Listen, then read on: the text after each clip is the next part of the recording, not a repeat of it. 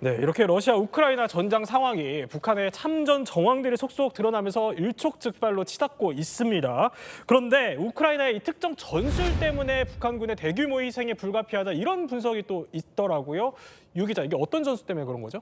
네, 그게 바로 드론 때문입니다. 이 네. 우크라이나가요, 특히 드론 공격이 뛰어난 걸로 좀 알려져 있거든요. 그래서 벌써부터 이 북한군 피해가 좀 상당할 거다 이런 분석이 나오고 있습니다. 우크라이나의 드론 기술력 어느 정도인지 영상으로 준비했는데요. 함께 보시죠. 네, 지난달 23일 우크라이나 군이 공개한 영상입니다. 드론이 이 러시아 참호 곳곳을 이렇게 살펴봅니다. 이 생존자를 발견하니까 망설임 없이 이렇게 폭탄을 떨어뜨립니다. 수색을 이어가고 있는데요. 이 부상으로 땅에 누워있는 한 러시아 군인이 포착이 됩니다. 그렇네요. 예. 이렇게 보니까 기도를 하듯이 이렇게 양손을 모으고 살려달라고 비는 모습이죠. 이 목이 마른지요. 물 마시는 신용도 하고요. 이렇게 신용을 하니까 잠시 후 드론이 나타나서 뭔가를 떨어뜨립니다. 이게 바로 생수병과 진통제 주사였습니다. 네. 여기에 이 쪽지도 하나 있는데요. 저기 보시면 갈색 종이가 있거든요. 여기에는요, 드론을 따라오라 이런 메시지가 적혀 있었다고 합니다. 네. 러시아 군인이 이렇게 항복 의사를 보이니까 드론이 기지로 돌아가서 구호물품을 챙겨서 다시 찾아온 겁니다.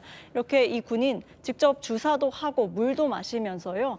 이후에 이 메시지처럼 드론을 따라서 이 우크라이나 참호 쪽으로 따라갑니다. 앞서 보신 것처럼 이렇게 천주교 성호를 그으면서 감사 인사 표시하는 모습, 이런 모습까지도 이 드론에 전부 다 촬영이 됐습니다. 그렇군요. 네.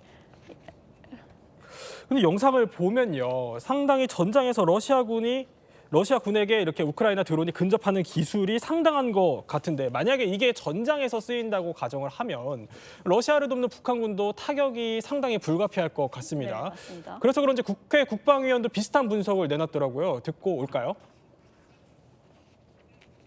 아마 북한군도 이 시행착오를 겪을 것 같습니다. 이제 우크라이나전에서 큰 위력을 발휘하는 게 드론 아닙니까? 예, 산 같으면 사실 숨을 데가 있잖아요. 그렇죠. 근데 이제 평원이기 때문에 숨을 데도 별로 없고, 그래서 드론 공격에 취약하고, 아마도 북한군이 적어도 초기엔 이런 우크라이나군의 드론 공격 등에 네.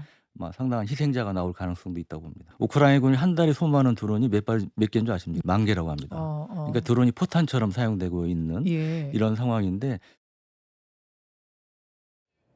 유 기자, 그 유용원 의원 얘기를 들어보면 우크라이나군이 한 달에 소모하는 드론이 1만 개가 넘는다는 거잖아요. 네. 그럼 어마어마한 전력을 사실상 우크라이나군이 드론에 쏟아붓고 있는 건데, 그러면 이제 우리가 앞서 봤던 우크라이나 드론이 러시아군을 이렇게 쫓아가는 모습들, 그런 모습들이 북한군에게도 결국 재현이 될 수 있다는 거잖아요. 네, 맞습니다. 정확합니다. 오늘 우리 국방정보본부가요, 그 부분을 명확히 이야기를 했습니다. 네. 북한군이요, 기본적으로 드론전을 할 준비가 안 돼 있다고 한 겁니다. 안 돼 있다. 네, 그런 상태에서 당연히 전장에 투입되면은 피해가 발생할 수밖에 없다고도 했는데요. 네. 사실 우크라이나가 지금도 이 첨단 드론 수천 대를 이용해서요, 지상에 있는 러시아군은 물론이고요, 이 숨어 있는 병사들까지 찾아내서 공격한다는 게 정부 소식통 설명이거든요. 네, 이 숨어 있는 병사를 찾아낸다, 이 부분도 참 신기한 대목인데, 이 드론이 열 추적 기능을 이용해가지고요, 온기를 감지하고 공격한다는 겁니다.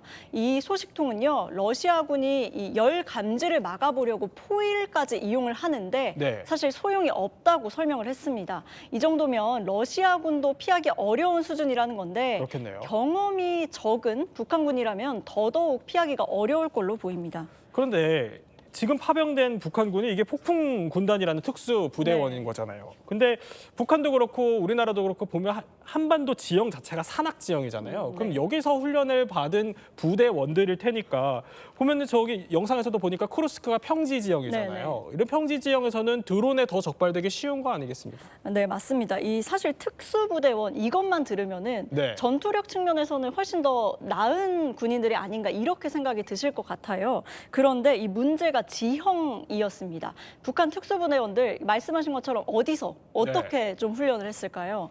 이 바로 아무래도 한반도, 우리 남한 침투에 초점이 맞춰져 있다 보니까요.